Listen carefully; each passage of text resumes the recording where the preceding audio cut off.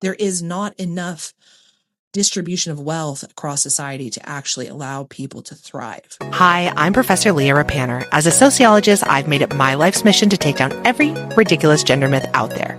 Like, do pretty people get paid more, or are women better multitaskers? This is MissPerceived.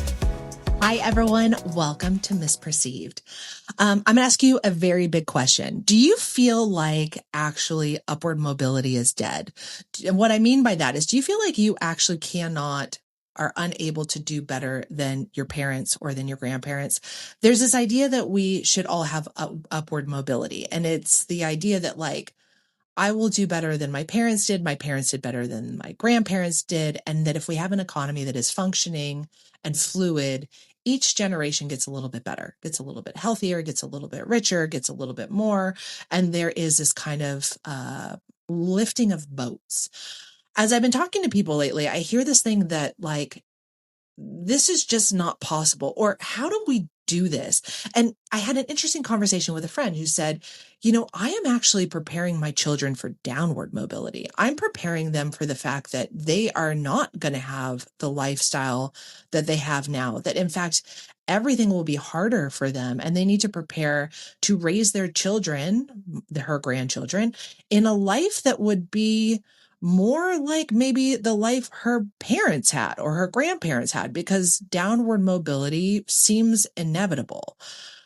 How do you think about this? Are you seeing this yourself? Do you feel this within your family? What I hear across people, and it is a huge part of their mental load, is how do I dream big? How do I ensure that my kids have more? How do I ensure that I am reaching so that my family can have a greater, more interesting, interesting life? How do I make sure that I'm opening up opportunities for my children? How do I create this kind of catalyst for growth? And parents are talking about this. They're spending a lot of their mental load, but simultaneously I'm hearing, and huge numbers of those who are on the lower income span, that they cannot make ends meet, right? That a lot of their mental load is simultaneously going to ensuring that they're making ends meet, or how am I going to pay the bills? The minute money hits the account, the money is out of the account. And there is this idea that people are not flourishing, but they're floundering, or they're just making ends meet, or they're drowning, right? That there is not enough distribution of wealth across society to actually allow people to thrive. And this is particularly true for those who are, have complex care issues, who have, living with disability, have difficulties making everything work given incomes, right? Lower end of the income distribution, et cetera, et cetera. So my question for you is this, is what's going on, right? Like, what is happening and how are you feeling this? Like, a lot of our mental load is aspirational dreams, safety, meta, creating the worlds we want, achieving our dreams, making sure our family is safe, which includes income, and what kind of world do we want to live in? And one of the questions is downward mobility inevitable? Is this what we should be preparing for? I'm going to talk to you a little bit about some research that came out of 2003 from Annette Lareau. And this is kind of classic sociological research. And basically what she has is this idea of concerted cultivation. I don't know if you've heard about this, but it is this idea that we kind of live in different social worlds based on our class. And the result of that is that we raise our children in very different ways. And so what she talks about in this study, where she interviews people in the US at different income spectrums, right? In the upper middle class, working class, and the poor. She finds that there's these kind of very different family cultures that lead their children to be raised in very different ways, and leads to bigger, longer term outcomes. And she calls it concerted cultivation. Concerted cultivation is this idea that those parents who are in the upper middle class and upper middle class are trying to do things to build out their children's talents. They're trying to help their children participate in formal activities. They want them to, if your child exhibits an interest or a talent, you nurture that. You are parents who who are thinking about, how do you talk to your children about their thoughts and their feelings? You encourage them to elaborate on this. So it's this idea of nurturing their talents, making sure that you're investing in those talents, giving your children voice, empowering them to discuss things. When there is misbehavior or when children are doing the wrong thing, it becomes a negotiation and a discussion. You allow children to, share how they feel. When you share your feeling in response back, it's much less hierarchical. It's much more I want to call it linear, but that's not right. Horizontal. That's it. Horizontal, where the parent-child dynamic is not on parity, but close, right? You're asking how they're feeling. You're allowing them to challenge you. And then this extends into institutional contexts that actually parents who are in upper middle class families tend to encourage their children to challenge institutions, to go into institutions and say what they need, go to the doctor's office and say, advocate for themselves, ask for things. When things aren't going well in the classroom, you go and advocate and ask for things. So children are empowered within institutions to challenge the institutions. So I'm going to give this to you again. There's kind of three characteristics of concerted cultivation. One is that individual talents are nurtured in formalized and structured ways. So if your child shows an interest in the clarinet, all of a sudden they're in lessons and they have a teacher and you're making sure that you're cultivating their talents.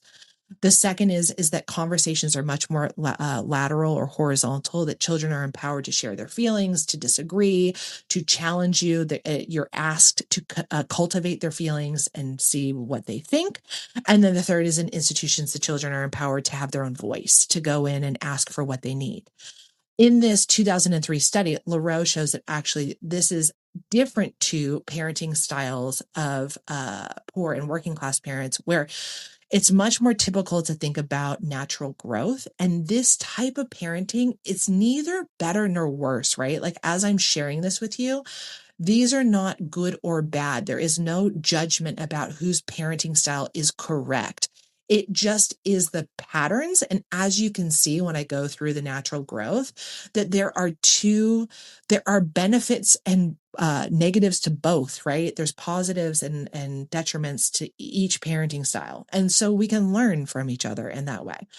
So natural growth is this less intensive parenting style. And it's basically this idea that parents are going to, there's going to be rules.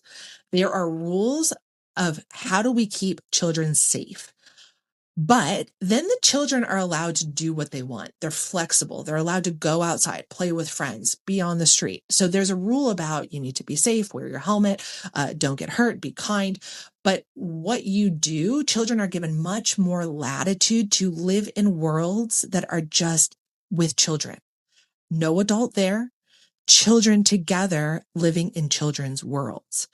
The second thing is that the children get to decide, right? They get to decide what they want to do, how they want to move.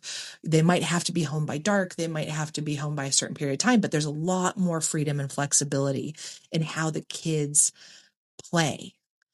Parents are much less involved in these type of activities. It's like they aren't there to decide what the kids can do. They're not co-present. The kids are on their own and they don't have to, they're not the decision makers. The kids are making the decisions. That's one, right? So kids get to live within children's worlds without a lot of adult supervision, but with clear and established rules to make sure that they are safe. Two, parents are going to speak to them in brief and direct ways. And children are not asked to respond or to elaborate, right? They're given directions and they are asked to comply. There is not a lot of discussion around that. The third piece is that this kind of compliance piece follows into institutions. So children are told that person who is a doctor, a teacher, a principal, a elder, a priest, a leader, they have power and you must listen, right? You should defer. You should be hearing what they're saying. And if they're asking you to do something, you need to do it. Now, what's interesting about these two different parenting styles is you can see that they are they're not complementary, but they're in opposition to each other, right? Like one is very much about expression. One is very much about building the agency and individual self. The other one is much more about deference, but also giving children the time to have a magical childhood where they can play and be free and have fun. And you can see this, like the lack of seriousness in the play. I think sometimes highly educated upper middle class people, there's so much pressure on everything, right? The bar is high. The bar is high, and there's pressure on everything to make sure everything goes well, that even play can feel high stakes. Even play can feel like it's unfun. Even play can feel like you need to have an outcome at the end. You need to, it needs to be leading towards development and growth. And play then becomes no fun. It becomes like fragmented. It becomes pressureful. It becomes a way to, I don't know, get your SAT score up. How boring is that? I'm going to tell you one other thing. So there's a scholar named Patrick Ishizuka, and he's at Washington State University in St. Louis. I did that wrong. WashU, St. Louis. And he has these really interesting articles where he's actually like testing out these concepts. And so one of the things he does is he does this like experiment, and he asks people to rate different types of behaviors, right? Based on your class. So if I'm upper class, or if I'm middle class, or working class, or poor, he asked them all to kind of say, like, which type of these parenting strategies do you think are good? And what was interesting was that concerted cultivation, that idea of investing in yourself, investing in children's autonomy and agency, was supported by everyone across the income spectrum, right? That that the way that people thought good parenting should be was consistent. Everyone feels like children should have some agencies, should have some ability to have fun and independence with their friends, right? It goes in both directions. Like, people should have the ability to have children should have more agency and fun, but also children should have a voice and should have parents that are supporting them and stepping in when things aren't going right, and making sure that their children have everything they want. And so he actually finds that there isn't as much of a gap in terms of what we think is ideal parenting across income spectrums.